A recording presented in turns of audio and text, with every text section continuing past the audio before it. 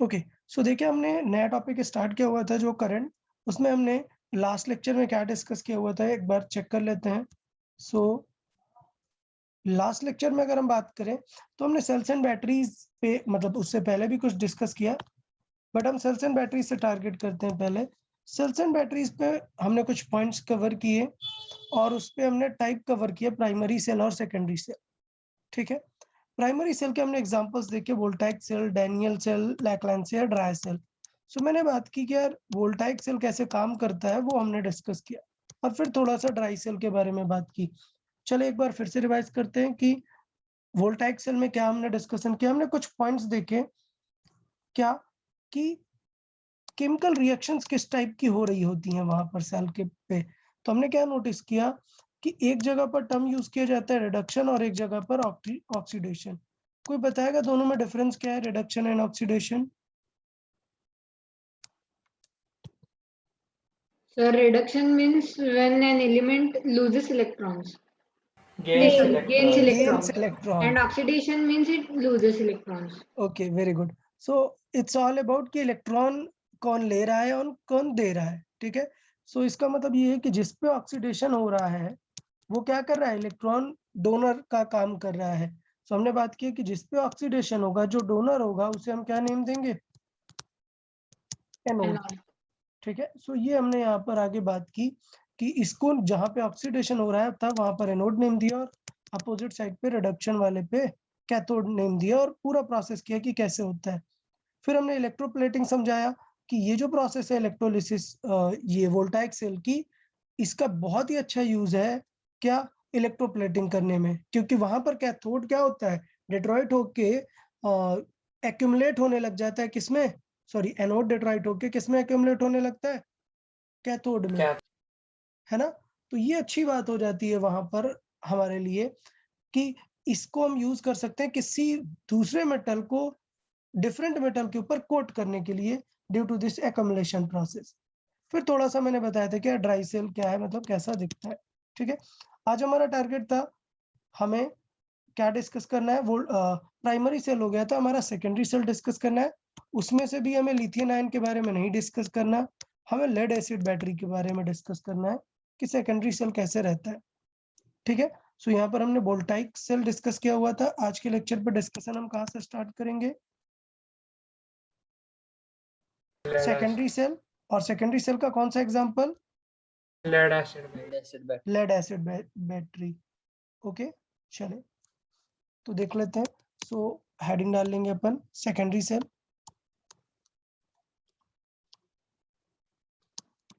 और secondary cell में भी हम जिसका एग्जांपल देखने वाले हैं वो है लेड एसिड बैटरी। यार नेम से ही समझ में आ रहा है कौन सा है, लेड एसिड बैटरी। सो मतलब यहाँ पर Lead लेड acid. रहने वाला है, एसिड रहने वाला है, और बैटरी तो ये खुद है। अच्छा, तो ये बहुत ही ज्यादा कॉमनली यूज्ड बैटरी है। मैंने बताया था पहले भी कि जो घर पे इन्वर्टर यूज होता है ना, इन्वर्टर की जो बड़ी सी बैटरी होती है, बड़ी बैटरी, वो क्या होती है, लेड एसिड बैटरी ही होती है। ठीक है, सो अभी इसका फिगर वगैरह मैं नहीं बना रहा हूँ। फिगर आपको पता है कितनी बड़ी सी बैटरी रहती है, उसमें बहुत सारे प्लेट्स होते हैं। आपने कभी नोटिस किया है ना कि बैटरी रहती है उसमें बहुत सारे प्लेट्स होते हैं, और यहाँ पर 2 इलेक्ट्रोड्स होते हैं। ठीक है, तो कुछ बैटरीज में दोनों पास में ही होते हैं, कुछ बैटरीज में अपोजिट कॉर्नर पे होते हैं। ठीक, और बहुत सारी प्लेट होती हैं, और यहाँ पर बीच में क्या फिल होता है, एसिड फिल होता है। तो अपन उतना सारा टारगेट नहीं करते हैं, अपन सिंपल इसको एज अ सेल समझते हैं। तो बैटरी इज का कॉम्बिनेशन ऑफ सेल, बट हम सिर्फ क्या समझ लेते हैं, एक सेल समझ लेते हैं कि एक सेकेंडरी सेल कैसा रहेगा। तो सेकेंडरी सेल में lead acid battery, main point क्या है वो समझ लेते हैं। सो ऑफ कोर्स ये हमने 2 बना दिए क्या, इलेक्ट्रोड, और यहाँ पर रख दिया एसिड।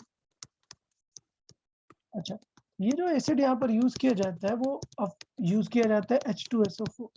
तो यहाँ पर इलेक्ट्रोलाइट क्या यूज हो जाता है, H2SO4। ये किसमें ब्रेक होता है, 2H+ में एंड Or SO4 2 2- में। ठीक है, तो ये एक पॉइंट समझ है। अभी यार लेड एसिड बैटरी है तो पक्का लेड तो यूज करने ही वाले हैं ना अपन, लेड यूज करने वाले हैं इलेक्ट्रोड में। बट यार थोड़ा सा समझना है, थोड़ा केयरफुल रहना है। मान लेते हैं ये 2 इलेक्ट्रोड्स है, इनको यहाँ पर कोई रेजिस्टेंस मतलब कि जो कंज्यूम कर सकता है इलेक्ट्रॉन्स वगैरह, उनके बारे में बात हो रही है। अब समझना है, इस पे लेड दो फॉर्मेट में यूज होता है, दोनों ही सॉलिड फॉर्मेट में यूज किए जाते हैं, ठीक है। तो एक में पीबी लेड का सिंबल डायरेक्टली पीबी यूज किया जाता है और एक में क्या यूज किया जाता है, PbO2 लेड ऑक्साइड। Lead दोनों ही सॉलिड फॉर्म में रहते हैं, दोनों ही प्लेट्स में रहते हैं। अभी पॉइंट ये है कि किसे एनोड में लगाएंगे, किसे कैथोड में लगाएंगे, ठीक। तो मैं बोल देता हूँ कि यार ये अपना नेगेटिव है और ये अपना पॉजिटिव, मतलब कि ये अपना क्या बना, कैथोड, और ये क्या बना, एनोड। इसका मतलब ये है कि एनोड वाले को इलेक्ट्रॉन एक्सेप्ट करने पड़ेंगे, ठीक, और कैथोड वाले को इलेक्ट्रॉन क्या करने पड़ेंगे, देने पड़ेंगे।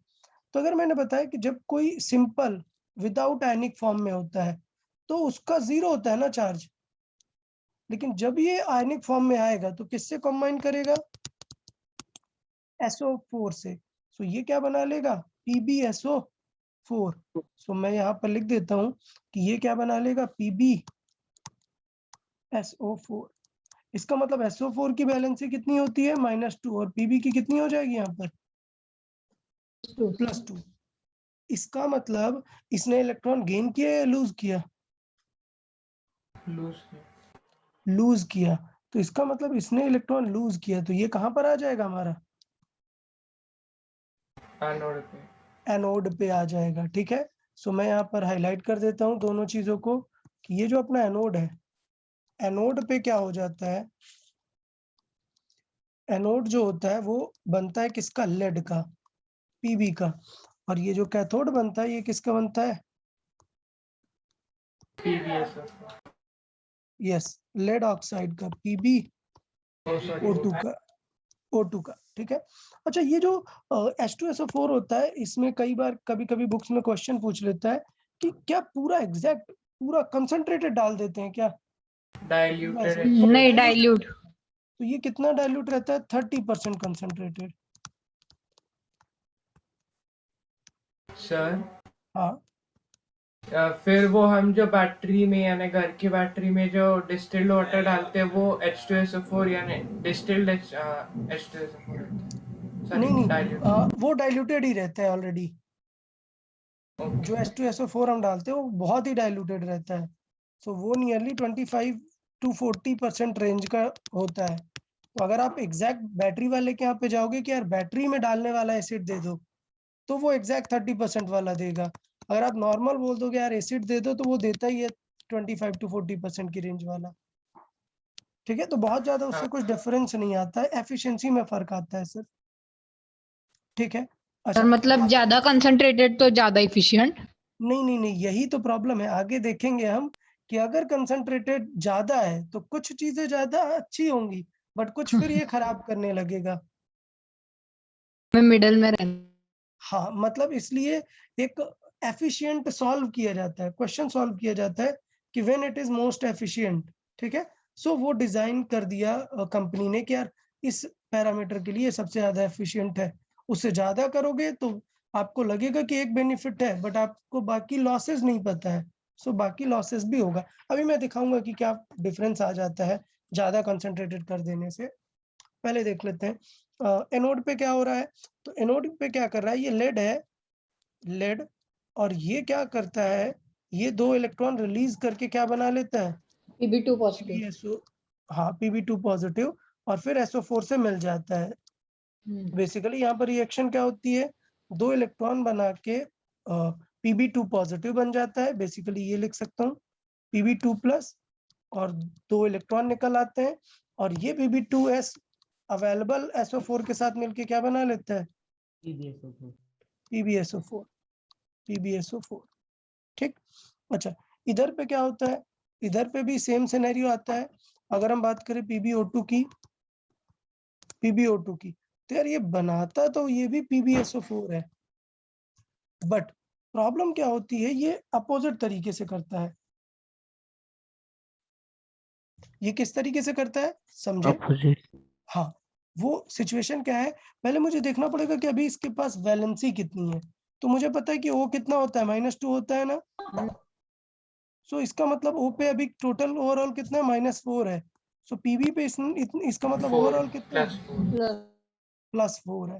तो इसका मतलब ये है कि PB अभी 2 इलेक्ट्रॉन ले लेगा।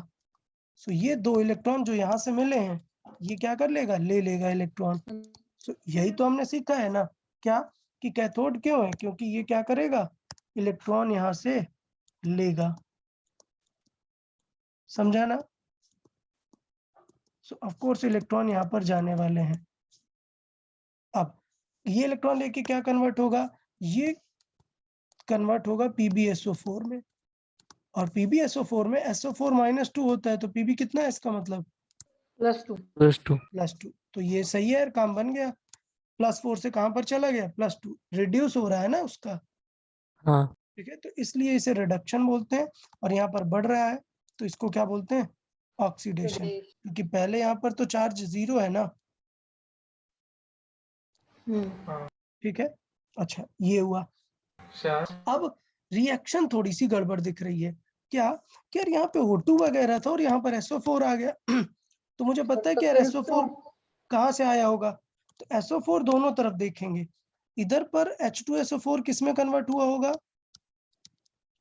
2H+ में, और SO4 2- में, SO4 2- में। ठीक है, सो यार SO4 एक यूज हो गया, 2H+ बच गया ना। अच्छा, तो अब क्या होगा, वो 2H+ यहाँ पर यूज होने वाला है। तो वो जो 2H+ यहाँ पर बच गया था, वो देखें अब यहाँ पर कैसे यूज हो जाएगा। तो यहाँ पर वो जो 2H+ था, ठीक, अच्छा, प्रॉब्लम ये है कि यहाँ पर एक और SO4 आपने यूज कर लिया, 4H+। तो इसका मतलब और आ जाएगा ना यहाँ पर। तो इसका मतलब यहाँ पर भी एक H2SO4 डिसोसिएट होगा। इसको मैं फिर से लिख देता हूँ, H2SO4, और वो कन्वर्ट हो जाएगा फिर से 2H+ और SO4 -2 में। इसका मतलब ये हुआ क्या, 2H+ और 2H+ टोटल कितने हो गए, 4H+। 4H+ हो गए। तो यार इसका मतलब ये हुआ कि SO4 तो मिल गया, बट ये 4H और एक O2, इसका मतलब क्या बन जाता है, ये यहाँ पर H2O। एक्स्ट्रा बनता है 2H2O। क्लियर। तो इसका मतलब बेसिकली क्या था कि ये जो इसकी कंसंट्रेटेड H2SO4 थी, ये उसको और ज्यादा डाइल्यूट करने लग जाता है। क्यों, क्योंकि H2SO4 वाटर फॉर्म हो रहा है। डिसोसिएट होके और ज्यादा वाटर कंसंट्रेशन बढ़ाने लग जाता है। तो इसका मतलब ये कि थोड़े दिन बाद तो एसिड खत्म हो जाएगा, हाँ। मतलब तुरंत खत्म हो जाएगा। लेकिन ऐसा नहीं होता है। क्या होता है, यहाँ पर कंजम्पशन किस चीज का हो रहा है, एसिड का।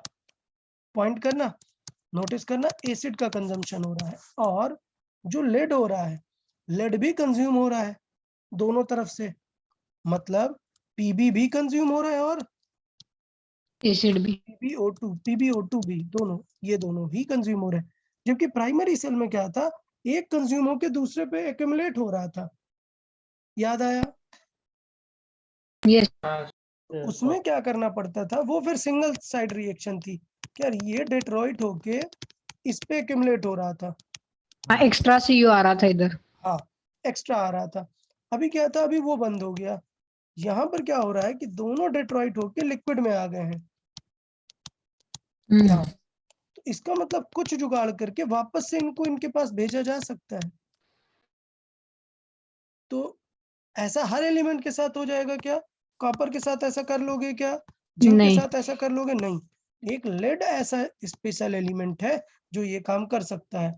फिर धीरे धीरे अदर टेक्नोलॉजी से लिथियम को भी इंट्रोड्यूस किया गया। क्लियर ना। तो इसलिए मैं बोल रहा हूँ कि यार ये अब केमिस्ट्री का पार्ट है, ये फिजिक्स का पार्ट नहीं है। तो मैं ये नहीं डिस्कस करूंगा कि कौन सा एलिमेंट क्यों ऐसा कर रहा है। आप समझो कि लेड सबसे सुटेबल है एसिड के साथ रिवर्स रिएक्शन देने में। इसका मतलब ये है क्या कि मैं जो रिएक्शन लिखूंगा, इन दोनों को कंबाइन कर देता हूँ। ठीक है, कंबाइन, मैं दोनों को रिएक्शन लिख देता हूँ, क्या, बोथ रिएक्शंस कंबाइंड। अगर मैं दोनों की कंबाइंड लिखूं तो हमने क्या लिया, एक Pb लिया, एक PbO2 लिया, और कितने H2SO4 यूज किए, 2H2SO4। 2H2SO4 यूज किए, और उनसे हमने बना लिया क्या PbSO4, कितने 2 बन गए, दोनों साइड PbSO4 बन रहा था ना, तो ये 2 PbSO4 बन गए और साथ में एक्स्ट्रा क्या बन गया, वाटर 2H2। वाटर। क्या कोई एक्स्ट्रा चार्ज वगैरह रह गया क्या दोनों तरफ, नहीं, इस तरफ चार्ज नहीं। निकला और इस तरफ यूज हो गया। क्लियर। अब बात ये होती है कि ये जो PbSO4 और H2 है ये वापस से रिवर्स रिएक्शन कर सकता है अगर आप इसे क्या प्रोवाइड कर दो, इलेक्ट्रॉन्स। सो ये वापस से प्रोवाइड कर दो अगर इस इलेक्ट्रॉन, तो ये वापस से रिएक्शन रिवर्स होगी और वापस से इलेक्ट्रॉन मिल जाएगा। तो बेसिकली इलेक्ट्रॉन डिस्ट्रॉय नहीं होते हैं, सिर्फ इनिशिएट करने के काम में आते हैं। तो इसका मतलब ये रिएक्शन फॉरवर्ड जा रही है, बट बहुत ही अच्छी बात है कि अगर इस तरफ इलेक्ट्रॉन मिले तो ये रिएक्शन क्या हो जाती है, रिवर्स हो जाती है। इसका मतलब ये है कि वापस से Pb और PbO2 आ जाएंगे, और अगर ये वापस से आ गए तो उस सिनेरियो को बोलते हैं कि बैटरी फिर से क्या हो गई, चार्ज, जो हम वो प्लग से देते हैं। हाँ। तो इसका मतलब ये है कि ये रिवर्स प्रोसेस होती है, ये लेड और एसिड के कॉम्बिनेशन पे डिपेंड करता है कि ये प्रोसेस क्या है, रिवर्स प्रोसेस है। इसलिए ये बैटरी क्या होती है, रिचार्जेबल होती है। तो क्यों रिचार्जेबल होती है, due to reverse reaction. Clear. Yes. So when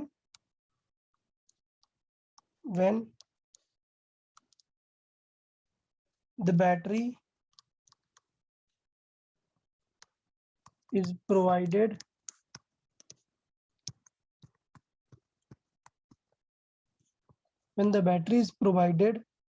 potential difference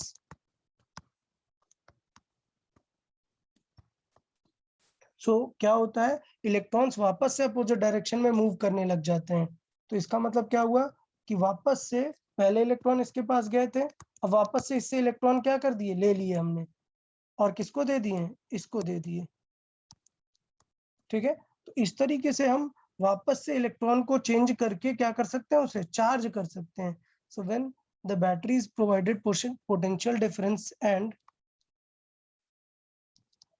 electrons move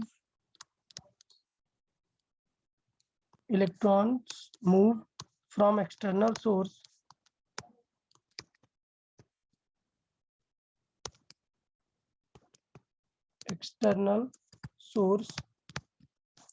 the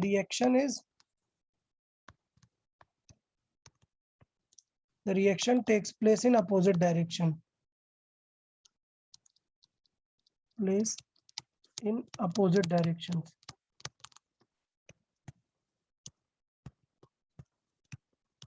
that's why this process is, because this particular equation is reversible, that's why these batteries can be charged again. Okay, so simple logic क्या, these batteries can be charged, why, because the process is reversible. So वो जो हमने dry cell पढ़ा था, dry cell में हमने क्या use किया हुआ था, कार्बन लेड। ओके, सो वहां पर जो हमने यूज किया हुआ था वो एलिमेंट अगर हम बदल दें तो इस सेल को भी हम क्या बना सकते हैं, चार्जेबल बना सकते हैं। तो आपने देखा होगा ड्राई सेल भी आते हैं जो चार्जेबल हो जाते हैं, लेकिन फिर उनको प्राइमरी सेल नहीं बोलते हैं। ओके, तो वो देखने में ड्राई होते हैं, बट प्राइमरी और सेकेंडरी का कॉन्सेप्ट ही यहाँ से कि वो रिचार्जेबल सेल है। So it is like lithium ion battery का एक थोड़ा सा चीपर वर्जन कह सकते हो आप, जो चार्जेबल सेल होता है। Okay, clear. सो यार सेकेंडरी सेल सबको ओके है? अच्छा, सर और फिर वो प्लेट्स क्यों रहते हैं?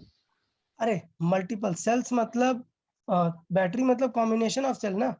सो 2 प्लेट ऐसे 50 प्लेट्स लगा दी और बहुत ही क्लोज पैक्ड होती हैं, और फिर इनको ऐसे ऐसे कनेक्ट कर दिए। तो ये सारी बन गई क्या, एनोड, और ये सारी बन गई कैथोड। समझ गए ना? हाँ हाँ।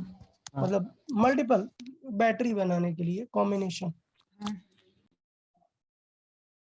ठीक है। So these batteries can be recharge, that's why these batteries can be recharge.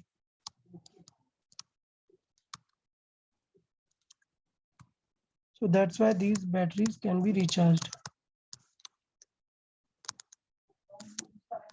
Or batteries नहीं, these cells can be recharged. Okay अभी बात करते हैं कि यार मैंने बताया था ना कि कंसंट्रेशन ज्यादा बढ़ा दोगे तो प्रॉब्लम में आ जाएगा। क्या प्रॉब्लम में आ जाएगा बात कर लेते हैं। तो हमने अभी सेल पढ़ लिया, सेल का हमने वर्किंग पढ़ लिया कि किस तरीके से सेल काम करते हैं। अब हम बात करते हैं कि यार सेल के अंदर एक प्रॉब्लम भी आ जाती है। क्या? जो सेल के अंदर करंट फ्लो होता है वो एक प्रॉब्लम क्रिएट करता है। अच्छा उस प्रॉब्लम को एक साथ पढ़ लेते हैं, एक साथ ही पढ़ लेते हैं। उससे पहले ये बताएं अभी हमने क्या पढ़ा, हमने पढ़ा करंट क्या होता है, फिर हमने पढ़ा पोटेंशियल क्या होता है, फिर हमने बात किया ईएमएफ। ये बैटरी देगा एक कांस्टेंट इलेक्ट्रोमोटिव फोर्स, वो एक कांस्टेंट पोटेंशियल ही होता है। सो बेसिकली करंट है हमारे पास, कांस्टेंट पोटेंशियल है। अब हमें किसी भी सर्किट में क्या फ्लो करा देना है, करंट। तो हमने एक बैटरी लगाई और करंट फ्लो करा दी। ठीक, प्रॉब्लम ये आई कि क्या ये वायर करंट को ऐसे फ्लो करने देगा क्या? मतलब फ्लो तो होगी ठीक है, बट यार कुछ ना कुछ तो प्रॉब्लम क्रिएट करेगा ना। हाँ ऐसा आइडियली तो नहीं होने देगा कि ठीक है यार जाने दो यार, नहीं होने देगा। तो वो जो प्रॉब्लम है उस प्रॉब्लम को बोलते हैं रेजिस्टेंस। तो मतलब यही तीन हमारे चैप्टर के सबसे इंपॉर्टेंट पर्सपेक्टिव्स हैं। क्या? करंट, पोटेंशियल लगाओगे तो रेजिस्टेंस अगर कोई जनरेट करेगा तो फिर करंट में क्या चेंजेस आ जाएंगे। मतलब अगर मैंने 50 वोल्ट लगाया तो उसके अकॉर्डिंग कितनी करंट आएगी अगर वो रेजिस्टेंस जनरेट कर रहा है कुछ। सर वो पैरेलल। हाँ, तो रेजिस्टेंस हम पढ़ेंगे। उसके बाद एक आपने 8th में पढ़ा ही होगा, ओम्स लॉ। हाँ इक्वल्स law आईआर पढ़ा वाला होगा। ना। हाँ, उन्होंने रिलेट किया कि V और IR कैसे रिलेटेड है। तो कैसे रिलेटेड है, V is equal to IR IR से।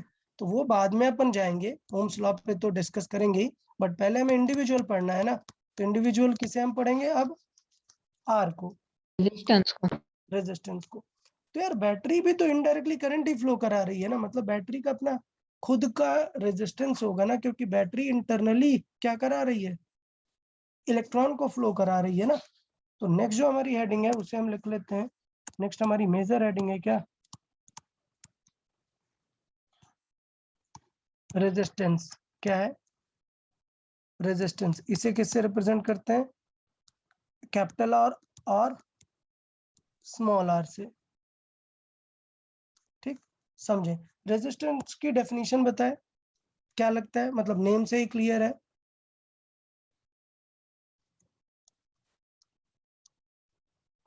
Ability of material to resist flow of electrons. Exactly, very good. So the ability of material to resist the flow of electron. But हम resist word use नहीं करेंगे क्योंकि हम definition ही किसकी use कर रहे हैं, रेजिस्टेंस की। नहीं, रेजिस्टेंस की डेफिनेशन दे रहे हैं और रेजिस्टेंट वर्ड यूज नहीं कर सकते ना। फिर आप समझे ना मेरा मतलब। इट इज लाइक कि गुड क्या होता है, what is good. So something which is good is good, so something which resist is resistance. Sir हाँ, अपोज यूज कर सकते हैं, अपोज। अपोज यूज करते हैं, ठीक है। ओके वेदांत, ठीक है। So it is the obstruction, it is the obstruction provided by any electrical appliance, electrical appliance or circuit to the flow of current और चार्ज। फ्लो ऑफ चार्ज को ही क्या बोलते हैं, करंट। सो मैंने डायरेक्टली लिख दिया to the flow of current. So basically the obstruction provided to the current is known as resistance. ठीक है, सो सिंपल वे पे ये हो गया।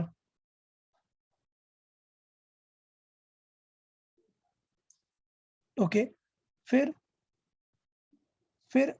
अभी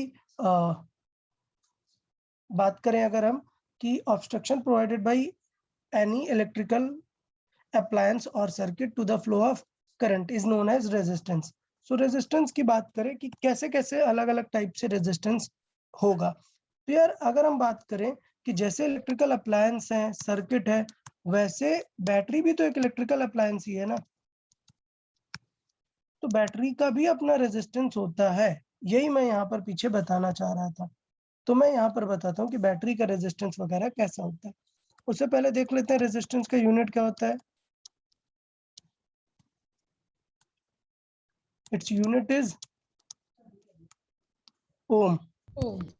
ओके, एंड सिंबल क्या है? सर ऐसे वो ओमेगा जैसा। ओके, सो इसका सिंबल क्या है? ये ओमेगा है। ठीक, अब बात कर लेते हैं अलग अलग रेजिस्टेंस। किनकी बात कर लेते हैं? पहले रेजिस्टेंस ऑफ बैटरी। किसकी बात कर लेते हैं? Number 1 resistance of battery. So ये तो यार बैटरी का इंटरनल रेजिस्टेंस है ना। सो यहाँ पर हमें एक और टर्म ऐड कर देना चाहिए टू बी प्रिसाइज। क्या? इंटरनल। हाँ, इंटरनल रेजिस्टेंस ऑफ बैटरी। सो इसे हम यूजुअली किस लेटर से रिप्रेजेंट करते हैं? स्मॉल आर से, क्योंकि इंटरनल बातें हैं तो फिर स्मॉल आर से उसे रिप्रेजेंट करते हैं। सो देखिए इंटरनल रेजिस्टेंस ऑफ बैटरी, इसका मतलब क्या हुआ कि बैटरी क्या फ्लो करने में प्रॉब्लम क्रिएट करेगी। सो एक कोई सी भी बैटरी हो, 2-3 ही बातें होंगी। क्या? इसके पास इलेक्ट्रोड होंगे, और एक क्या होगा? इलेक्ट्रोलाइट होगा। ये क्या है? हाँ, इलेक्ट्रोड। इलेक्ट्रोड। और एक इलेक्ट्रोलाइट होगा। अब समझना इसका इंटरनल रेजिस्टेंस क्या होगा। इसका इंटरनल रेजिस्टेंस होगा कि इसके अंदर इलेक्ट्रॉन वगैरह कितने फास्ट मूव कर सकते हैं। इसका यही तो पर्पस होगा कि इसके अंदर इलेक्ट्रॉन वगैरह कितने अच्छे से मूव हो सकते हैं, कितने अच्छे से आयंस मूव हो सकते हैं। यही इसका क्या होगा? इंटरनल रेजिस्टेंस को बताएगा। तो अब सोचना, फील करना कि अपोज कितना क्रिएट करेगा, ये वो डिपेंड करेगा क्या? रेजिस्टेंस पे। सो इसका इंटरनल रेजिस्टेंस किसके प्रोपोर्शनल होगा? कुछ पैरामीटर्स के प्रोपोर्शनल होगा। तो अब सोचना आपको वो पैरामीटर्स क्या होंगे। ठीक, तो नंबर 1, अगर मैं इन दोनों के बीच की डिस्टेंस बढ़ा दूंगा तो क्या लगता है? रेजिस्टेंस, मतलब ये बताओ, काम इजी हो जाएगा चार्ज का मूव होना या नहीं? नहीं होगा, नहीं होगा ना। बढ़ जाएगा। तो अलग अलग एलिमेंट देख लेता हूँ। अगर मैं क्या कर लूं, इनके बीच की डी बढ़ा दूं, क्या? Distance between electrodes. इसे मैं लिख देता हूँ स्मॉल डी। अगर ये इंक्रीज कर दूं तो फिर इसका मतलब यार काम कम हो जाएगा ना, मतलब करंट, मतलब इजीली नहीं मूव कर पाएंगे। तो रेजिस्टेंस क्या हो गया इसका मतलब? बढ़ गया। हाँ, हाँ, अगर मैं बात करूं ईज ऑफ चार्ज की मूवमेंट जो है, ईज ऑफ चार्ज मूवमेंट, वो तो कम हो गया ना। इसका मतलब रेजिस्टेंस क्या हो गया? बढ़ गया। बढ़ गया। तो रेजिस्टेंस बढ़ गया, तो ये एक पैरामीटर हो गया। अब मैं इस तरीके से सारे रिलेट कर रहा हूँ। तो ये हुआ नंबर 1 इलेक्ट्रोड के बीच की डिस्टेंस। अब सोचो क्या? कंसंट्रेशन ऑफ इलेक्ट्रोलाइट, याद है मैंने अभी बताया था, ऑफ इलेक्ट्रोलाइट। यार अब सोचो, अगर आपने कंसंट्रेशन सी से रिप्रेजेंट करता हूँ, वो बढ़ा दिया आपने, वो कंसंट्रेशन बढ़ा दी, तो यार सोचो कि चार्ज को तो उस लिक्विड के बीच में से जाना है ना।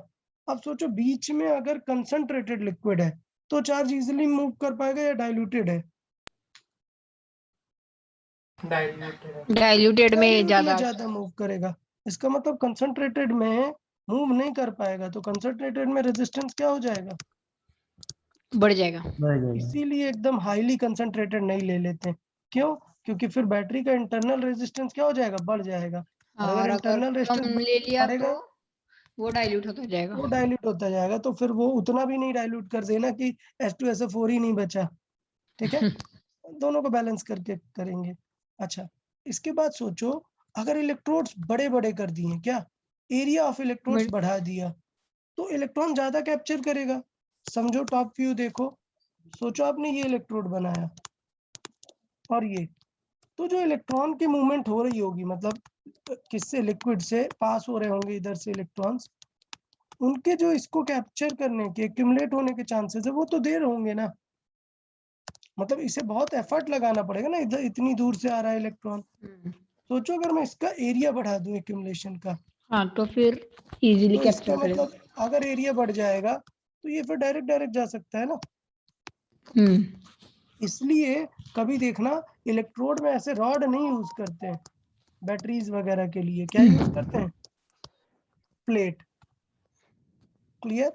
सो हाँ इसका मतलब ये है area of electrode, area of electrodes. Okay, या हाँ पूछे, does anyone has doubt? No Okay, just on hold a minute everyone.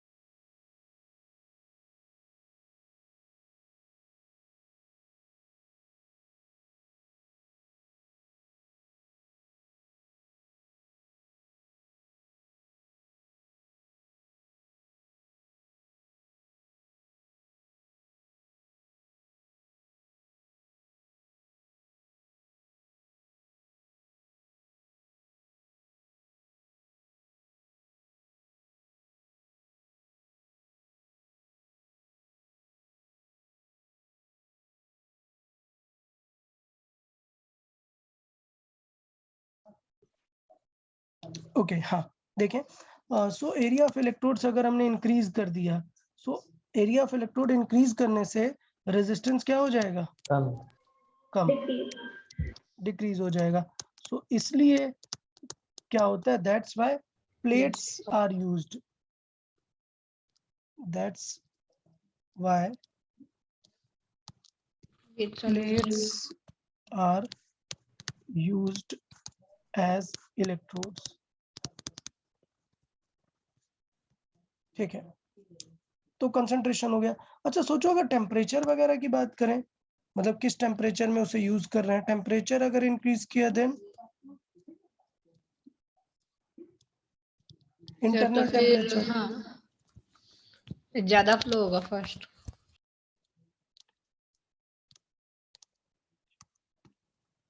Internal temperature, अगर टेम्परेचर इंक्रीज करेंगे तो यार बैटरी के अंदर कौन सी प्रॉब्लम आएगी, टेम्परेचर इंक्रीज करने से कौन सी चीज चेंज होगी जो अब तक हमने पढ़ी है, डिस्टेंस, क्या डिस्टेंस बदल जाएगी क्या, डेंसिटी नहीं, इलेक्ट्रोलाइट की कंसंट्रेशन बदल जाएगी, क्या होने लग जाएगी कंसंट्रेशन, अगर हम टेम्परेचर बढ़ाते हैं तो कंसंट्रेशन क्या होने लगती है, हाँ डिक्रीज होती है।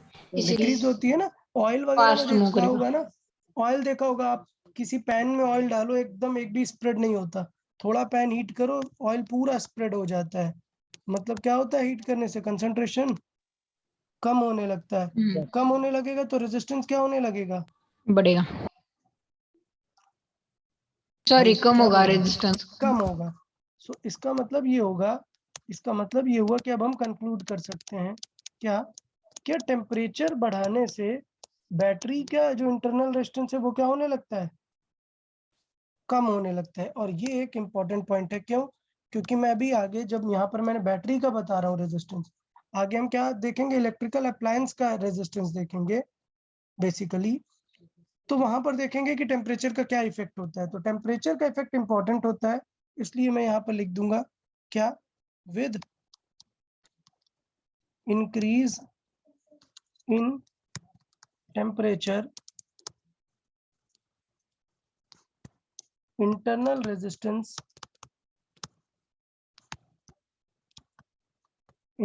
resistance of a battery decreases। Clear या नहीं सबको? ये लाइन ओके। हाँ सो अगर मैं फाइनलाइज करूं, सो ये इंटरनल रेजिस्टेंस है, ये किन किन बातों पे डिपेंड करेगा? ये इंटरनल रेजिस्टेंस बढ़ जाता है डिस्टेंस से, डी से, बढ़ जाता है किससे? कंसंट्रेशन से, कम हो जाता है अगर एरिया बढ़ा दें, हाँ, और एरिया कम हो बढ़ाएंगे जाएगा तो और रेजिस्टेंस टेम्परेचर भी बढ़ा कम हो देंगे। जाएगा, और अगर टेम्परेचर बढ़ाएंगे तो टेम्परेचर से भी ये कम हो जाएगा। क्लियर या नहीं? हाँ क्लियर। हाँ, तो इसको भी यहाँ पे लिखा रहने दें, इरेज कर दें, फाइनल लिखा रहने देते हैं, शॉर्टकट में देखने के लिए बेटर रहेगा आप लोग को। हाँ ओके ठीक है, ठीक है, इसे लिखा रहने देते हैं। नेम नहीं लिखते, नेम ऊपर मैं ऑलरेडी लिख चुका हूँ, बस आप समझ जाएंगे किसका मीनिंग क्या है। ओके ठीक है, सो बताएं बैटरी का इंटरनल रेजिस्टेंस के बारे में समझ आया या नहीं? First part, internal resistance of a yes sir. Battery. ठीक, अब नेक्स्ट है रेजिस्टेंस ऑफ अदर एलिमेंट्स और रेजिस्टेंस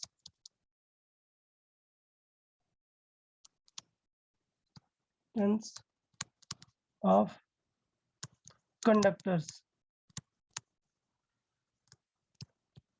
कंडक्टर्स का रेजिस्टेंस कैसे देखते हैं? ठीक है, अच्छा, हमारे सिलेबस में सिर्फ कंडक्टर ही होता है, मैंने पहले भी बताया था।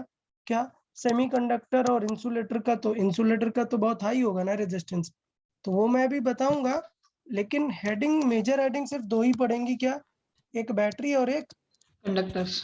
कंडक्टर्स। ठीक है, सेमीकंडक्टर और इंसुलेटर पे क्वेश्चन आते हैं तो वो मैं अभी आपको लास्ट में लिखूंगा कि क्या रहेगा। पहले हम बात करते हैं रेजिस्टेंस ऑफ अ कंडक्टर किस बात पे डिपेंड करता है। तो दो इंपॉर्टेंट चीजें हैं, तीन इंपॉर्टेंट चीजें हैं। क्या? इट डिपेंड्स अपॉन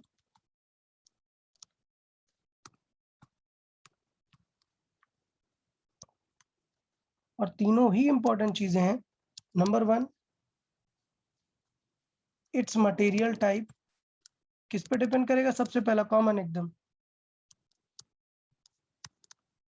यार ये तो बहुत ही कॉमन सी बात है ना, किस टाइप का मटेरियल है, कौन सा कंडक्टर है, इस पे तो डिपेंड करेगा ही ना भाई। कॉपर वायर है, एल्यूमिनियम वायर है, इस पे तो डिपेंड करेगा ही, यस। ये श्योर है।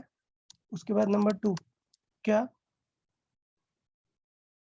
Geometrical parameters.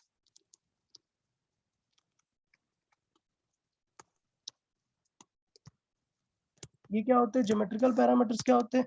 जो उसके शेप एंड साइज को डिफाइन करते हैं। किसको? शेप एंड साइज को। इसका मतलब क्या? Length, width, height.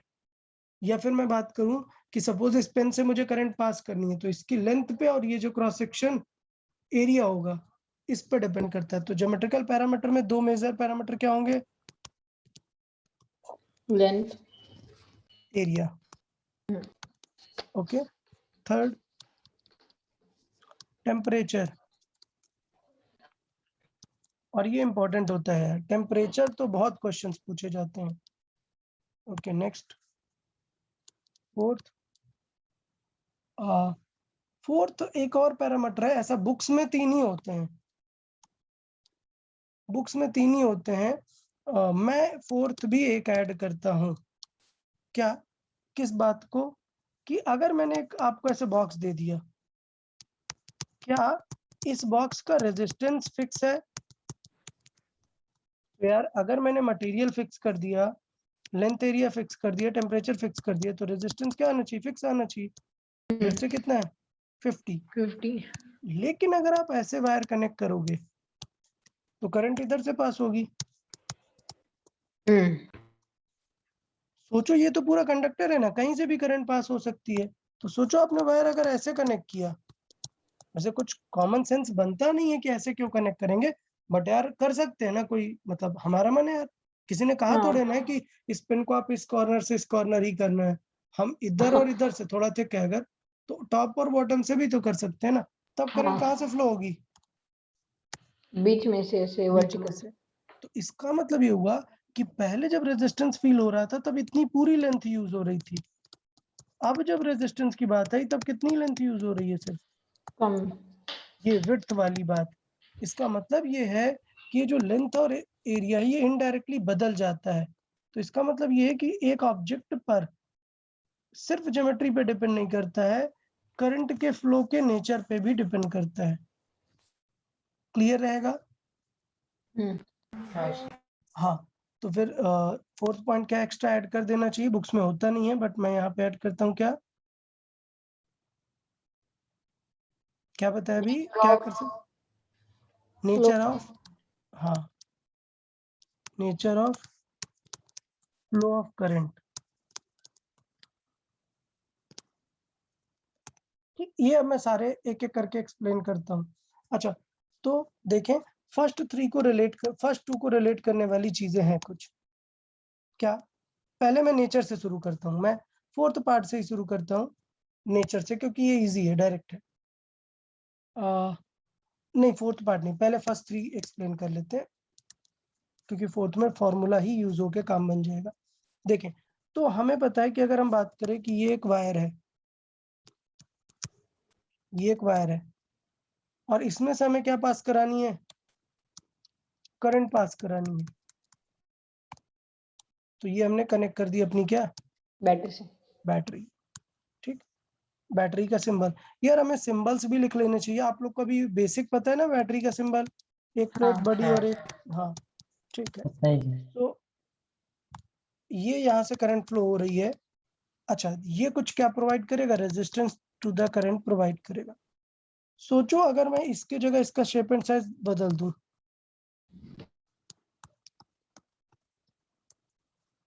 या लेट्स से सेम रखता हूँ, लेंथ सेम रखता हूँ, क्या कर देता हूँ? एरिया बड़ा कर देता हूँ। ओके, मतलब विड्थ।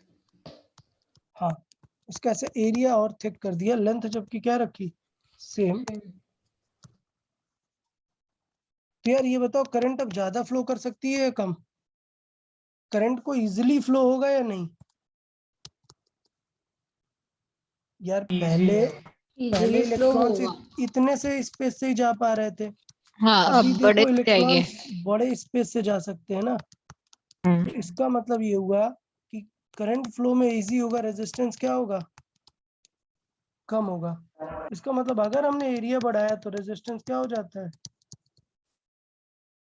कम हो जाता है। तो इसका मतलब ये है कि इफ, कंक्लूजन क्या निकल के है कि इफ अगर हमने एरिया बढ़ाया तो रेजिस्टेंस क्या हो जाता है? मतलब वो दोनों यूनिवर्सली प्रोपोर्शनल है। इनवर्सली प्रोपोर्शनल है। सिर्फ यही कंक्लूजन है कि अगर एरिया बढ़ाया तो रेजिस्टेंस कम हो गया, इसका मतलब इनवर्सली प्रोपोर्शनल है। एक दूसरा एग्जांपल पिक कर लेते हैं, एक वायर ले लेते हैं ये सेम, और एक वायर ले लेते हैं और बिल्कुल सिमिलर ही बट बहुत ही बड़ी। क्या लगता है किसमें करंट इजीली फ्लो हो रहा होगा? या फर्स्ट में ना? फर्स्ट में, क्योंकि तुरंत ही इलेक्ट्रॉन यहाँ पर पहुंच जाएंगे, ज्यादा कोई टेंशन नहीं होगी। और इसमें इलेक्ट्रॉन को बहुत दूर तक जाना पड़ेगा ना। हाँ, लंबी डिस्टेंस। इसका मतलब ये है कि अगर यहाँ पर मैं बात करूं कि इफ लेंथ इंक्रीज होगी तो फिर क्या होगा? एरिया, रेजिस्टेंस डिक्रीज होगा। डिक्रीज नहीं, बढ़ increase रहा है, होगा। बढ़ रहा है ना। आर क्या हो रहा हाँ, है? increase ज्यादा होगा। प्रॉब्लम आ रही है ना। क्लियर? हाँ, इससे कंक्लूजन ये निकल के आया, कि जो रेजिस्टेंस है वो प्रोपोर्शनल टू लेंथ है। अगर एल बढ़ा तो वो बढ़ेगा, एंड इनवर्सली प्रोपोर्शनल टू क्या है? एरिया है। तो इन दोनों को मैं साथ में भी तो लिख सकता हूँ। सो इसका मतलब हम क्या लिख सकते हैं? क्या लिख सकते हैं? लिख सकते हैं हम R proportional to L by A. और याद है फिजिक्स में अगर प्रोपोर्शनलिटी हटाएंगे तो एक कांस्टेंट आता है, कुछ ना कुछ कांस्टेंट। सो देख लें कि कांस्टेंट क्या आएगा। आर इज इक्वल टू क्या होगा? रो एल बाई ए। यहाँ पर जो कांस्टेंट आता है उसे के नहीं, हम नेम क्या देते हैं? रो। तो इसमें यहाँ पर ये जो कांस्टेंट है रो, इसको बोलते हैं क्या? रेजिस्टिविटी। और ये रो किस पे डिपेंड करता है? मटेरियल पे डिपेंड करता है। क्यों? क्योंकि सोचो आपने अगर एक एरिया फिक्स कर लिया तो फिर थर्ड इंपॉर्टेंट पॉइंट क्या है कि क्या इन दोनों में मटेरियल तो अलग नहीं यूज किया, यही प्रॉब्लम होगी ना। तो इसका मतलब ये है कि ये जो रो कांस्टेंट है ये किस पे डिपेंड करता है? मटेरियल पे। समझ आया कि नहीं? हाँ, पक्का?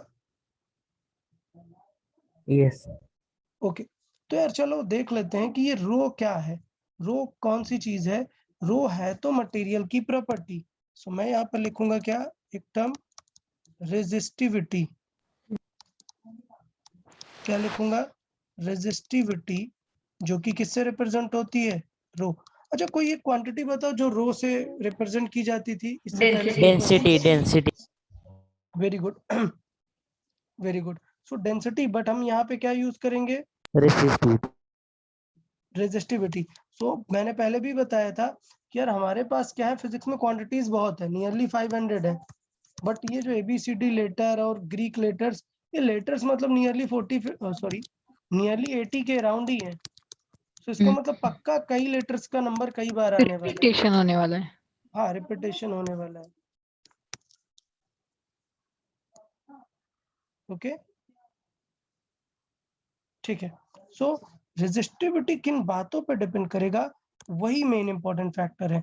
सो रेजिस्टिविटी ही दो चीजों पे डिपेंड कर रहा था। एक तो मटेरियल टाइप पे, किस पे? मटेरियल। मटेरियल टाइप पे। बहुत ही कॉमन सी बात है। ये बताओ किसका रेजिस्टेंस अच्छा है, मतलब किस में करंट अच्छी फ्लो होती है, कॉपर में या एल्यूमिनियम में? कॉपर में। कॉपर। कॉपर में। इसका मतलब जो है कॉपर में करंट ज्यादा अच्छी फ्लो होती है। इसका मतलब ये हुआ कि कॉपर का रेजिस्टेंस क्या है? कम है। कम है एल्यूमिनियम से। तो अगर मैं सेम टाइप का कॉपर ले लूं और एल्यूमिनियम ले लूं, कॉपर का रेजिस्टेंस कम है, इसका मतलब कॉपर की रेजिस्टिविटी भी क्या है? कम। कम। क्लियर ना? तो इसका मतलब ये है कि मैं बात करूंगा कि रो ऑफ कॉपर, जो कॉपर की रेजिस्टिविटी है वो कम होती है किससे? रो ऑफ एल्यूमिनियम से। यही क्या चीज बताती है? मटेरियल की प्रॉपर्टी को बताती है। समझ आया? अच्छा, टेम्परेचर पे भी डिपेंड करती है। कैसा डिपेंड करती है? एक रूल के थ्रू डिपेंड करती है। वो रूल क्या है बता देते हैं। वो रूल है that rho at any temperature T will be rho at 0 degree Celsius 1 plus alpha into T। Clear? ये सेम सिनेरियो, इसे 0 डिग्री बार बार नहीं लिखते, सिर्फ रो 0 लिख देते हैं। रो 0 सेम सिनेरियो आपने कहीं पे तो देखा है, किसी को याद आ रहा है ऐसा same function? Something will be something heat में था क्या? टेम्परेचर। हीट में, टेम्परेचर इन ग्रेडियंट में। क्या कि ये अल्फा बताता है टेम्परेचर ग्रेडियंट कि कितना टेम्परेचर की वजह से चेंज होगा। तो याद है लेंथ आती थी, new length will be old 1 plus alpha delta T. हाँ। एरिया आता था क्या? Area 1 into beta T. Beta delta और टी, वॉल्यूम आता था gamma T. Gamma delta T. अब पॉइंट यहाँ पर ये है कि वो जो अल्फा बीटा गैमा थे वो एक्सपेंशन कोएफिशिएंट थे, मतलब बता रहे थे कि एक्सपेंशन कितना होगा। यहाँ पे जो है अल्फा किसको बता रहा है? थर्मल रेजिस्टेंस को बता रहा है कि जो रेजिस्टेंस वाली चीजें वो थर्मली कैसे चेंज होती हैं। तो यहाँ पर नेम लिख लेते हैं। ये क्या है? At 0 degree Celsius. कब है? 0 पे। एट 0। ये कब है? At T degree Celsius. ठीक। ये जो अल्फा है, ये देखें ये क्या है? इसे बोलते हैं coefficient of thermal resistivity. Thermal मतलब रेजिस्टिविटी थर्मली कैसे चेंज होती है, ये वो कोएफिशिएंट हैंडल करेगा। टेंशन नहीं लेना है, इसकी वैल्यूज एग्जाम में दी होती हैं, आपको लर्न करने की जरूरत नहीं है। अच्छा, फिर बात आती है क्या रेजिस्टिविटी डिपेंड करती है क्या डायमेंशंस पे?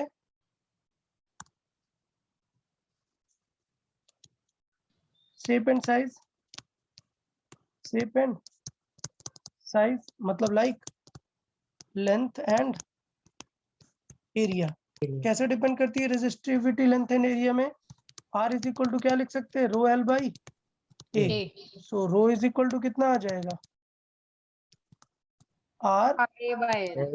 A by L। इसका मतलब क्या होगा कि इफ एरिया इंक्रीजेस तो रेजिस्टिविटी क्या होगी, Increase. इंक्रीज होगी। तो ये समझ लेना है कि ये सबसे बड़ा मिसकॉन्सेप्शन है। क्लियर? हाँ। हाँ, अब क्यों, ये कोई बात नहीं हुई ना यार। आप ये बोल रहे हो कि F is equal to M into ए।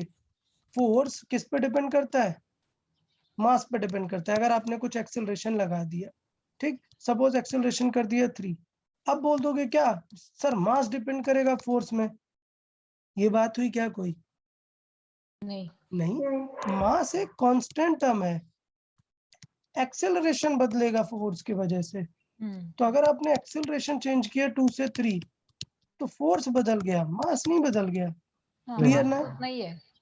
हाँ, तो इसका मतलब ये हुआ कि जब R is equal to rho L by A है और मैंने कहा कि एरिया डबल हो गया तो उसके वजह से रेजिस्टेंस क्या हो गया, हाफ हो गया। इस रो को कोई फर्क नहीं पड़ा। Rho is constant. हाँ, हाँ, तो रो, जब रो ही वो एक कांस्टेंट चीज है तो उसको इस तरीके से फॉर्मूला नहीं बनाने लग जाना। समझ आया क्या? Yes sir. तो इसलिए ये जो टर्म मैंने बताया ये बिल्कुल इनकरेक्ट है, ऐसा बिल्कुल नहीं होता। सो इसका मतलब ये है कि rho does not depend upon shape and size. Clear?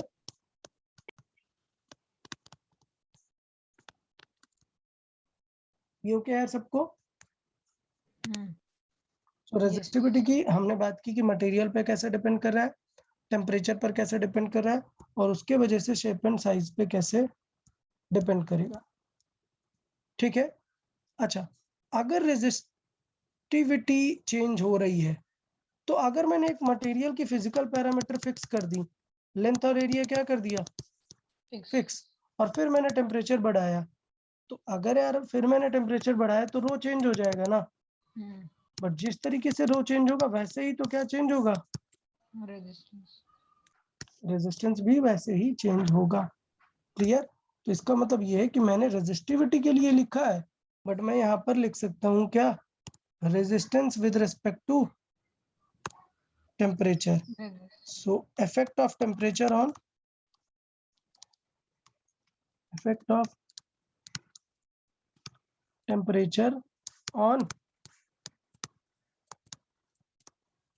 resistance। ये क्लियर या नहीं? Effect of temperature on resistance. तो सेम फॉर्मूला आएगा क्या, R at T will be R naught 1 plus alpha T। कोई डाउट क्या किसी को इसमें? नहीं. अच्छा, अभी क्या इसके डिफरेंट फॉर्मेट है। सोचो कभी कभी क्या होता है, 0 डिग्री नहीं देता, 0 डिग्री की जगह क्या दे देता है सीधा 20 डिग्री पर दिया है यार, 30 डिग्री पर बताओ, तब क्या करेंगे? तो क्या करेंगे, 20 के लिए अलग निकालेंगे, 30 के लिए अलग निकालेंगे और कंपेयर करेंगे। ओके, सो यहाँ पर मैं पहले बात कर लेता हूँ। अच्छा, पहले लेकिन उसके लिए हमें R नॉट का वैल्यू पता होना चाहिए ना. नहीं, मैं बता रहा हूँ कि उसके लिए फिर क्या कर सकते हैं। पहले मैं इसके थ्योरेटिकल एस्पेक्ट पे चल लेता हूँ। अच्छा, एक second hold on viewer, just a minute.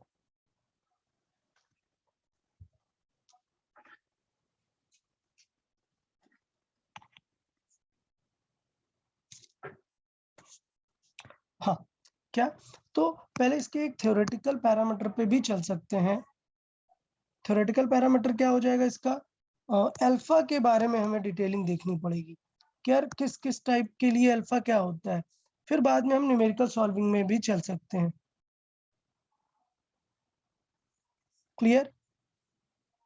तो इसका मतलब अल्फा के बारे में देख लेते हैं। Just a minute hold on.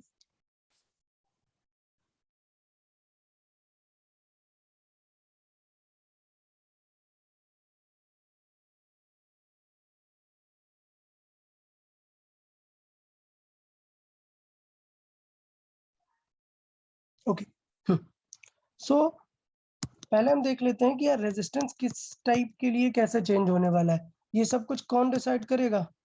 Alpha decide करेगा। तो हम अल्फा की बातें कर लेते हैं थोड़ी सी। अल्फा ये जो है ये किस तरीके से बिहेव करेगा बाकी सारे मटेरियल के लिए। तो अगर हम बात करें कि अल्फा कैसा रहेगा अलग अलग मटेरियल के लिए, तो पहले बात करते हैं कंडक्टर्स के लिए अल्फा कैसे होता है। तो ये जो अल्फा की वैल्यू होती है कंडक्टर्स के लिए कैसी होती है? अल्फा पॉजिटिव होती है। पॉजिटिव का मतलब ये हुआ कि जो 0 डिग्री पर रेजिस्टेंस है, ये बाद की वैल्यू अगर 1 से पॉजिटिव आ गई तो ये वैल्यू इंक्रीज होगी ना। सपोज ये वैल्यू आ गई 0.2, मतलब आंसर क्या आएगा? 1.2 टाइम्स ना। अल्फा पॉजिटिव मतलब वैल्यू क्या होगी रेजिस्टेंस की? इंक्रीज होगी। सोचो आपने टी को ही डिक्रीज कर दिया, नेगेटिव लेने लग गए, तो तब तो ये नेगेटिव हो ही जाएगा ना, तब तो रेजिस्टेंस क्या हो जाएगा? नेगेटिव हो जाएगा, कम हो जाएगा। सो ये कंफर्म है कि अल्फा पॉजिटिव होने की वजह से रिजल्ट क्या आएगा कि इफ टेम्परेचर इंक्रीज करेंगे तो रेजिस्टेंस क्या होने वाला है? इंक्रीज होने वाला है। एंड अगर टेम्परेचर क्या किया? डिक्रीज, तो रेजिस्टेंस डिक्रीज। इसका मतलब गड़बड़ हो रहा है, समझो। इसका मतलब ये कि वायर को हीट क्यों नहीं होने देते? क्योंकि अगर वायर हीट होगी तो क्या बढ़ेगा उसका? रेजिस्टेंस। उसका मतलब करंट फिर से कम होने लग जाएगी। इसलिए हम जो मशीन्स होती हैं उनको हीटिंग से रोकते हैं। हीट होने से एक तो मतलब मेल्टडाउन की प्रॉब्लम, एक्सपेंशन की प्रॉब्लम, बहुत सारी प्रॉब्लम आते हैं। और एक क्या प्रॉब्लम आ जाती है? ये रेजिस्टिविटी वाली, रेजिस्टेंस बढ़ जाता है। एक पार्ट हुआ ये। यहीं पे ही मैं लिखा देता हूँ चलो आपको कि बाकी सारे पैरामीटर्स का क्या फर्क है। जैसे कंडक्टर्स के साथ साथ क्या लिखा देता हूँ? सेमीकंडक्टर्स। सेमीकंडक्टर्स। और ये एकदम याद रखना है कि सेमीकंडक्टर्स का अल्फा क्या होता है? नेगेटिव। नेगेटिव। तो यार समझ गया ना, सेमीकंडक्टर तो अच्छी बात है। जैसे ही हीट होने लगेंगे सेमीकंडक्टर्स, उनका रेजिस्टेंस क्या होने लगेगा? डिक्रीज। डिक्रीज होने लगेगा अल्फा नेगेटिव होने की वजह से। तो अच्छी बात है ना। मतलब जैसे जैसे थोड़ा टेम्परेचर राइज करेगा और अच्छे से काम करने लगेंगे। फिर इसको फिर हीट अप करेंगे अच्छे वर्किंग के लिए। हाँ, और ये मतलब इतना नहीं है कि इनफाइनाइट एकदम हीट कर दोगे तो मेल्ट होने लग जाए। तो ये टर्म हर जगह पर बाय डिफॉल्ट होता है क्या? Up to certain limit. ठीक है, ऐसा ये रहेगा। ऐसा नहीं कि हर पूरा एकदम करते रहोगे। फिर आते हैं क्या? इंसुलेटर्स। सर लेकिन वो लिमिट क्या है? यार ये अलग अलग मटेरियल की अलग अलग रहती है। मतलब सिलिकॉन वगैरह की इनकी रूम टेम्परेचर होती है लिमिट, मतलब 30 डिग्री के आसपास।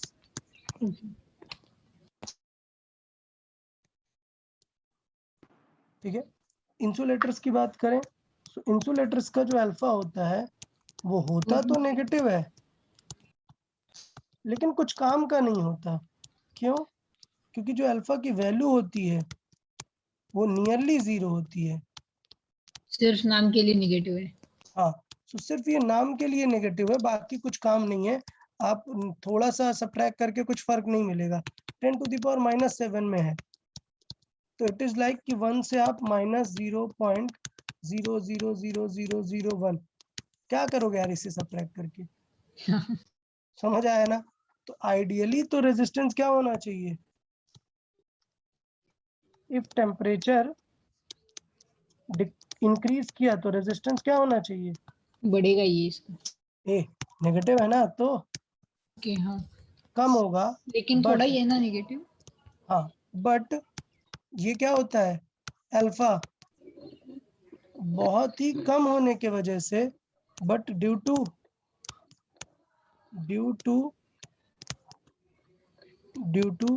अल्फा बीइंग नियरली 0, ये टर्म ही नहीं काम करता।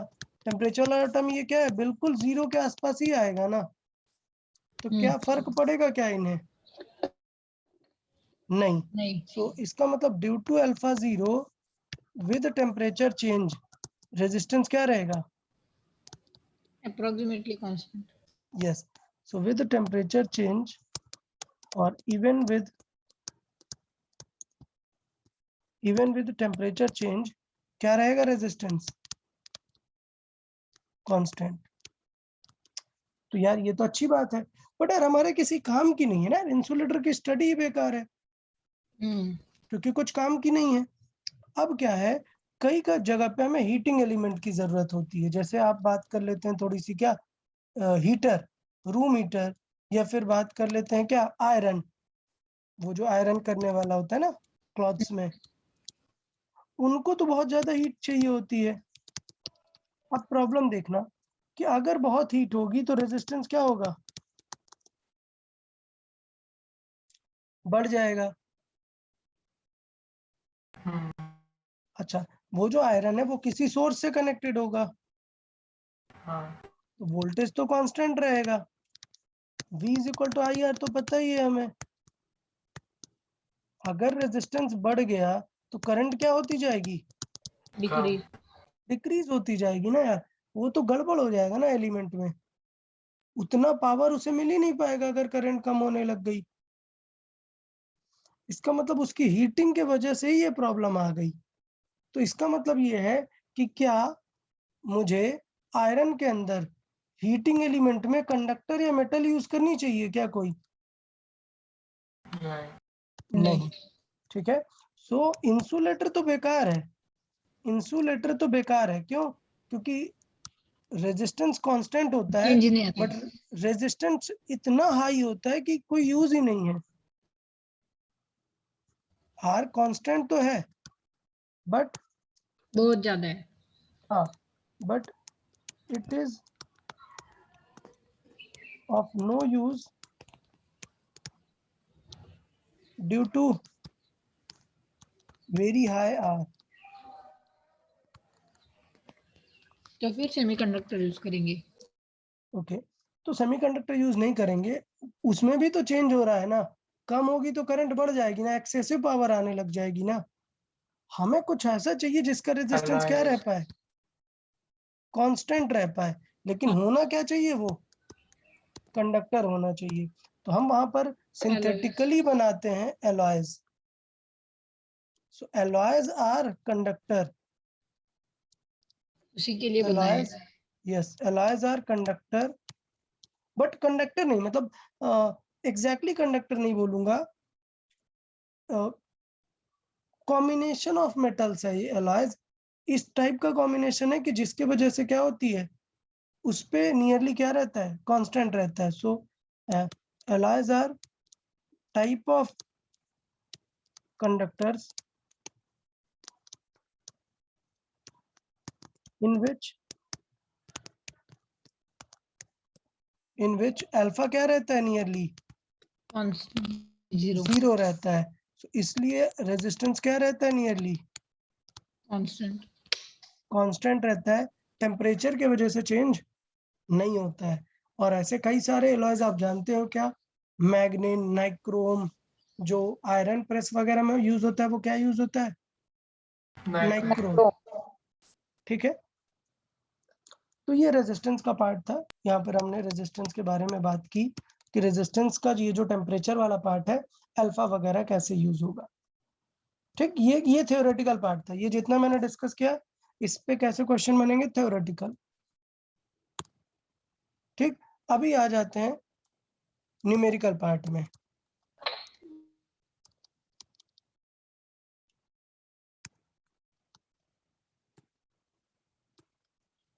न्यूमेरिकल एस्पेक्ट्स क्या है इस फॉर्मूले के, वो देखें। तो इस फॉर्मूले के न्यूमेरिकल एस्पेक्ट एकदम सिंपल है, RT = R0 1 + अल्फा T। अब अगर हमें यूज करना है कि एट T1 टेम्परेचर, मान लेते हैं 20 डिग्री पर कुछ है, तो क्या इक्वेशन बनेगी, RT1 = R1 1 + alpha T1, sorry R0, ये हुई इक्वेशन 1। एट T2 क्या हो जाएगी, RT2 = R0 into 1 + alpha T2. yes, so it will be RT2 = R0 1 + alpha T2 = ये हमारी बन गई सेकंड इक्वेशन। अब अगर मुझे सॉल्व करना है और मुझे आर नॉट नहीं पता तो क्या करना चाहिए मुझे दोनों इक्वेशंस का? डिवाइड। फर्स्ट पार्ट क्या है? Divide both the equations.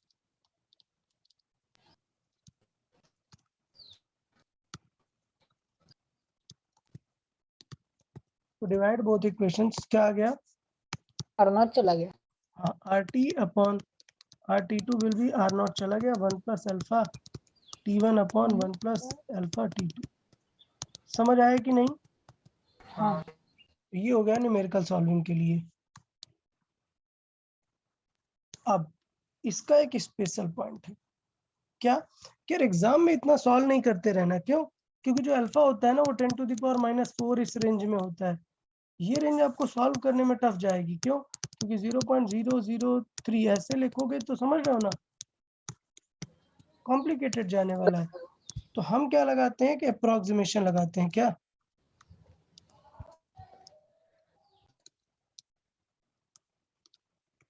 अच्छा, ये अप्रोक्सीमेशन तब वैलिड है व्हेन अल्फा डॉट टी क्या है? ये क्या है? स्मॉल है। क्या है? स्मॉल है। मतलब Small अल्फा है। Dot T is very very less than 1। 1। अगर ये वैल्यू स्मॉल है तो हम क्या यूज कर सकते हैं? अप्रोक्सीमेशन मेथड यूज कर सकते हैं। क्या बताया था कि 1 अपॉन अगर 1 प्लस 0.0002 लिखा है तो इससे आप 1.0002 इससे डिवाइड करना बहुत ही टफ हो जाएगा। तो उसकी डायरेक्ट 1 जगह ही क्या लिखा करते हैं कि इस पावर को ऊपर ले जाते हैं। तो ये क्या बन जाएगी? -1। और अगर ये वैल्यू जो 1 के साथ ऐड है बहुत ही छोटी है तो ये पावर डायरेक्टली इसमें क्या हो जाती है? मल्टीप्लाई। सो इसका मतलब आंसर क्या आ जाएगा? 1 माइनस 0.002। आंसर कितना आ जाएगा? 0.9998। कोई डाउट क्या? क्या आप इसे खुद से डिवाइड कर सकते थे क्या? नहीं। नहीं, टफ होता। तो इसका डिवाइड यही आंसर आएगा। तो इसे हम बोलते हैं क्या? Binomial approximation. पहले सुना है या नहीं? नहीं। ओके, तो कोई बात नहीं, फिर सीख लेते हैं। बाय द वे मैं डायरेक्ट आंसर भी बता सकता हूँ बट आई गेस सीख लोगे तो अच्छा रहेगा आप लोग हाँ के ये लिए। सर सीखते हैं। ठीक है, चलो सीख लेते हैं। तो ये एक बहुत ही फेमस अप्रोक्सीमेशन है, फिजिक्स में यूज होता है। क्या? Binomial approximation. न्यूटन ने दिया था भाई, तो ऑफ कोर्स समझ गए कि इंपॉर्टेंट चीजें हैं, न्यूटन ने दी है। क्या होता है जब हम 1 plus X to the power n solve करते हैं? इसके बहुत सारे यूजेस हैं। इट इज लाइक कि अगर मैं आपको 1.003 का क्यूब लिखने बोलूं, टाइम लगेगा या नहीं? बट मैं अप्रोक्सीमेट बताता हूँ, इसका आंसर आएगा 1.009। चेक करके देख सकते हो। ठीक, तो भाई न्यूटन ने बताया कि अगर आप ऐसे नंबर को है तो आप इस नंबर को अप्रोक्सीमेटली लिख सकते हैं 1 प्लस पावर को क्या करो? मल्टीप्लाई करो। बस काम की बात ये, when x is very less than 1, जितना लेस होगा उतना प्रिसाइज आंसर होगा आपका। समझ आया या नहीं? हाँ। हाँ, तो this is called binomial approximation given by the Newton. Math में पढ़ा है क्या बाइनोमियल सीरीज करके ऐसा कुछ? बाइनोमियल थ्योरम पढ़े। क्या है बाइनोमियल थ्योरम बताओ? क्या है मतलब सर ऐसे? अच्छा, बाइनोमियल थ्योरम एक रहती है ना 1 plus X to the power n का फॉर्मूला क्या होता है, ये याद है? नहीं। 1 to the power n in plus, हाँ, फिर वो 1 की पावर्स कम होती जाती है, हाँ, 1 और से, और x की x बढ़ की जाती पावर है। 1 से बढ़ती जाती है। n n और minus वो 1 by उसके 2 factorial coefficient into x square, कुछ ऐसा याद आ रहा है? हाँ यस यस। हाँ, इसी का अप्रोक्सीमेटेड वर्जन है ये। क्या कि सोचो जब ये नंबर था छोटा सा 0.002, यार इसका स्क्वायर करोगे तो पता है क्या आएगा? देखना, ये आएगा कि नहीं? तो यार इसका स्क्वायर तो इससे और बहुत ही छोटा हो गया ना। हाँ। तो क्यूब तो फिर समझ जाओ बहुत छोटा। बहुत छोटा।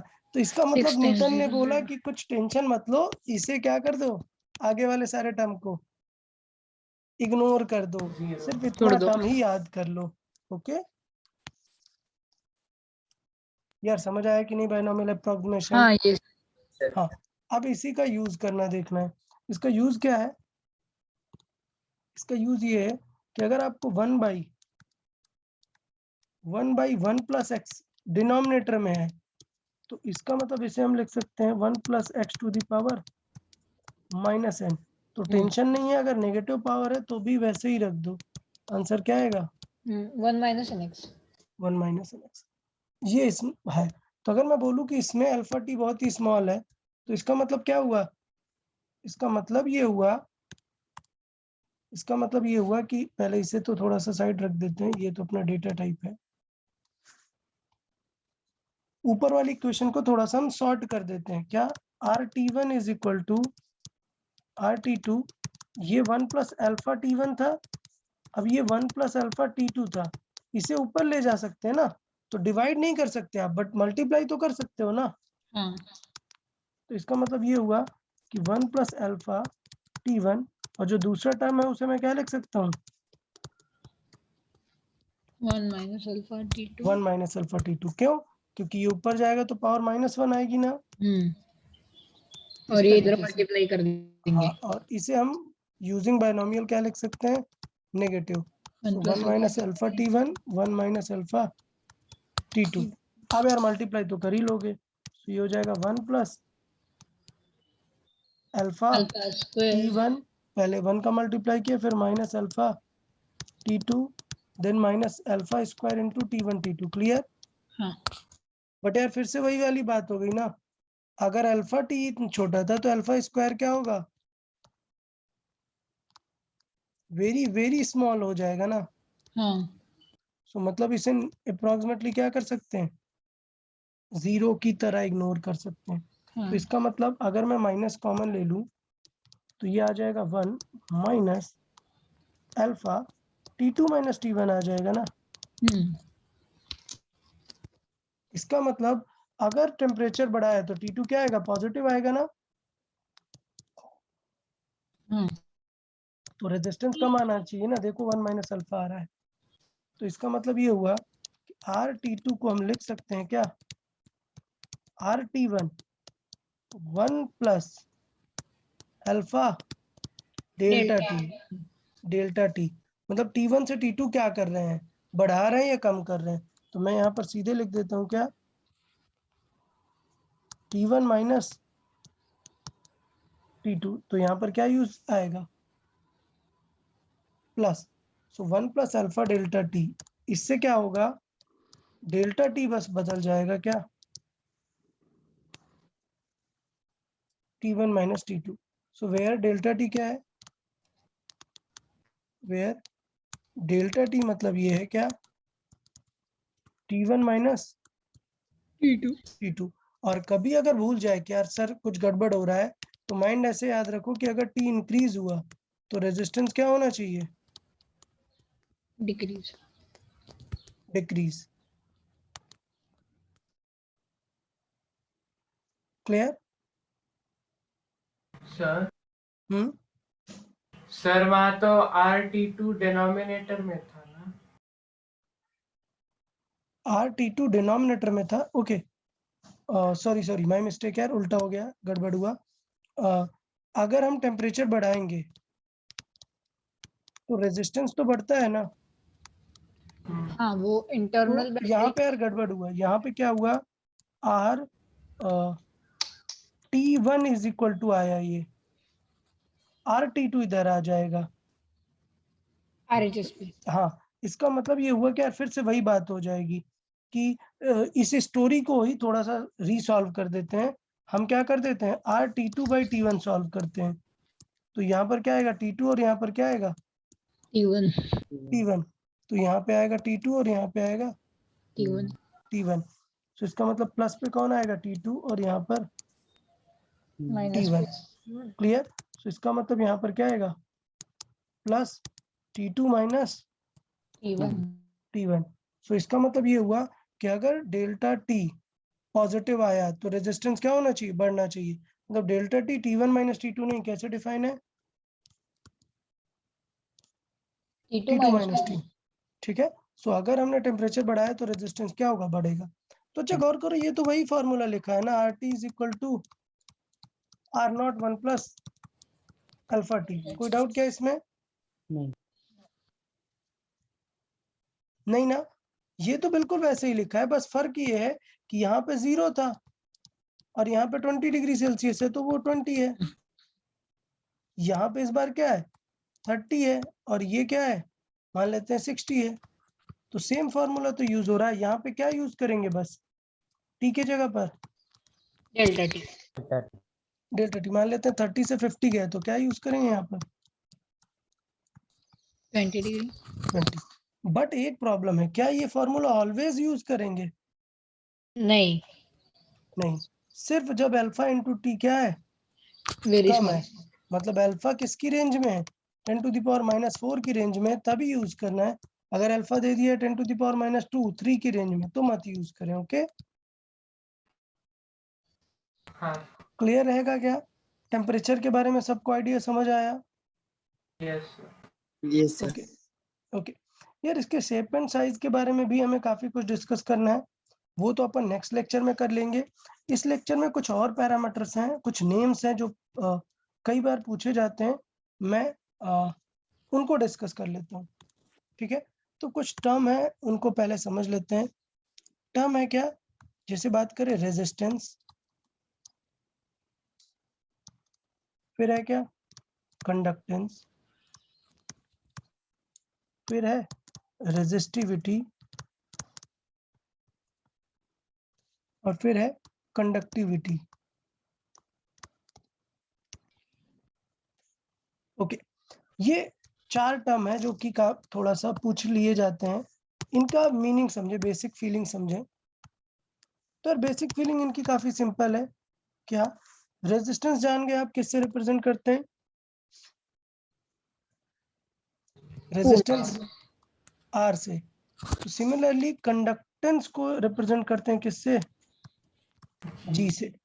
रेजिस्टिविटी को रो से रिप्रेजेंट करते हैं, कंडक्टिविटी को रिप्रेजेंट करते हैं सिग्मा से। सबके सिंबल समझ आए?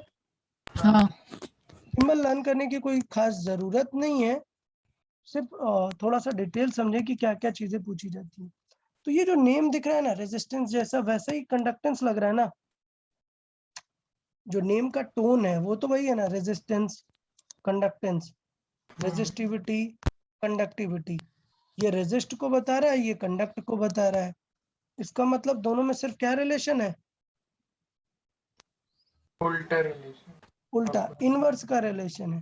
तो दोनों में रिलेशन क्या है, रिलेशन ये है कि रेजिस्टेंस क्या हो जाएगा 1/G, कंडक्टर या फिर G को क्या बोलूंगा 1/R 1/R 1/R। Similarly resistivity क्या हो जाएगी 1/6 1/सिग्मा और सिग्मा हो जाएगा 1/रो। रेजिस्टिविटी। मतलब दोनों एक दूसरे के क्या है, अपोजिट्स है। अपोजिट्स हैं। बस ये मैं बीच से एक पार्टीशन कर रहा हूँ कि थोड़े अलग अलग चीजें हैं। क्या, जैसे रेजिस्टिविटी प्योर मटेरियल की प्रॉपर्टी है, वैसे कंडक्टिविटी भी क्या है, प्योर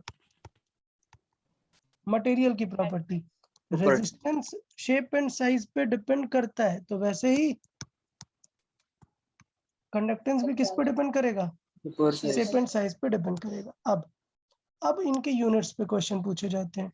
तो यार यूनिट्स तो यार ऑलरेडी आपको ऐसे फेमस यूनिट्स है पता है। रेजिस्टेंस का यूनिट क्या है, ओम। ओम।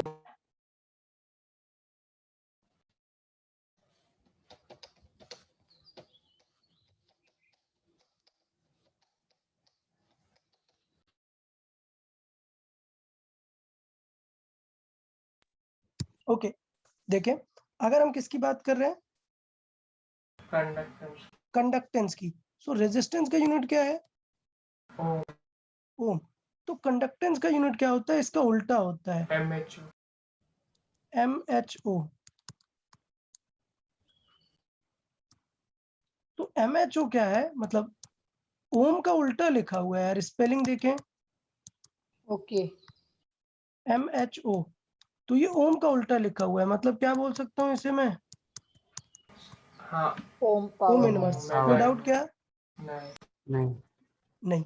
अभी यार समझो कि ये जो है ये तो एक मतलब ऐसा क्रिएट किया हुआ यूनिट हुआ ना ओम इनवर्स। हाँ। इसके साथ साथ कंडक्टेंस को फर्स्ट एक साइंटिस्ट ने एक्सप्लेन किया था, तो उनके नेम पर भी हम इनका एक यूनिट रखते हैं और इस साइमन। यूनिट को यस क्या बोलते हैं? साइमेंस।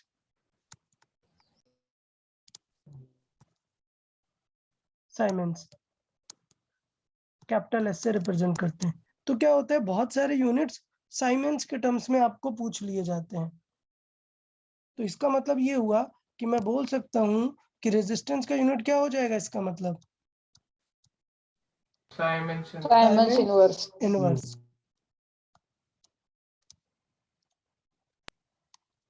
इनवर्स मतलब ब्रैकेट लिखो तो एस इनवर्स। बात समझ आई कि नहीं? यस। अच्छा, अब रेजिस्टेंस का यूज करके रेजिस्टिविटी को लिखते हैं। तो याद है ना मैंने लिखा था R is equal to rho L by A. तो यहाँ से लिख सकते हैं कि अगर R का यूनिट क्या है ओम है। ओम, L का यूनिट है मीटर, मीटर। एरिया का यूनिट है मीटर स्क्वायर, तो मीटर एक स्क्वायर। मीटर कैंसिल आउट हो जाएगा। 1 रो का upon यूनिट क्या आ m। जाएगा? ओम 1 मीटर मल्टीप्लाई होगा ना रिमेनिंग, हाँ। क्या हो जाएगा? Ohm into ohm into M. Metre. तो इसका मतलब इसका क्या हो जाएगा? M upon siemens. हाँ, पहले इसका कंडक्टिविटी का देखें तो कंडक्टिविटी का हो जाएगा 1 अपॉन ओम इंटू मीटर। ये जो 1 अपॉन ओम है इसी को क्या लिख सकते हैं? Mho siemens. M A. Siemens into metre inverse हो जाएगा इसका एक यूनिट। और रेजिस्टिविटी का एक यूनिट क्या हो जाएगा फिर? 1 upon siemens. Siemens inverse into metre. Metre. Clear? तो ये थोड़े से कुछ पॉइंट्स थे जो पूछ लिए जाते हैं, बहुत सारे क्वेश्चन सॉल्विंग के टाइम पे आपको बुक्स में दिख जाएंगे। तो ये थोड़ा सा आपको याद रखने हैं 4 parameters: resistance, conductance, resistivity, conductivity. Clear है या नहीं सबको? हाँ पक्का? तो यार आज का जो मेजर डिस्कशन था वो रेजिस्टेंस पे ही था। अब बात करते हैं हम, नेक्स्ट प्रॉपर्टी आती है कि रेजिस्टेंस शेप एंड साइज पे कैसे डिपेंड करता है, मतलब एल और ए पे कैसे A पे। डिपेंड करता है। तो एल और ए पे हम डिस्कशन करेंगे नेक्स्ट लेक्चर में, बट ये चीज आपको रीड करके आनी है। अगर किसी को नेक्स्ट लेक्चर में एक बार जब रिवाइज करो, अगर कुछ नहीं समझ में आया तो मेरे से पूछो। क्यों? क्योंकि ये जो टेम्परेचर है ना, इसके हम क्या करेंगे? क्वेश्चंस। तो नेक्स्ट लेक्चर में हम क्या करेंगे? टेम्परेचर के क्वेश्चंस करेंगे और क्या क्या डिस्कस करेंगे? शेप का क्या इफेक्ट है और उसके भी questions. Question. So next lecture काफी इंपॉर्टेंट होगा क्योंकि हम काफी सारे क्वेश्चन सॉल्विंग और काफी सारे ट्रिक्स वगैरह देखेंगे नेक्स्ट लेक्चर में। ओके यस ठीक है। तो आज मेनली सेकेंडरी बैटरी और रेजिस्टेंस के बारे में हमने डिस्कशन किया हुआ है। आप लोग नेक्स्ट लेक्चर से पहले इसे रिवाइज जरूर करेंगे। ओके हाँ चलो ठीक है यार फिर। Bye sir. Okay bye bye everyone. Bye sir bye bye all of you. Bye sir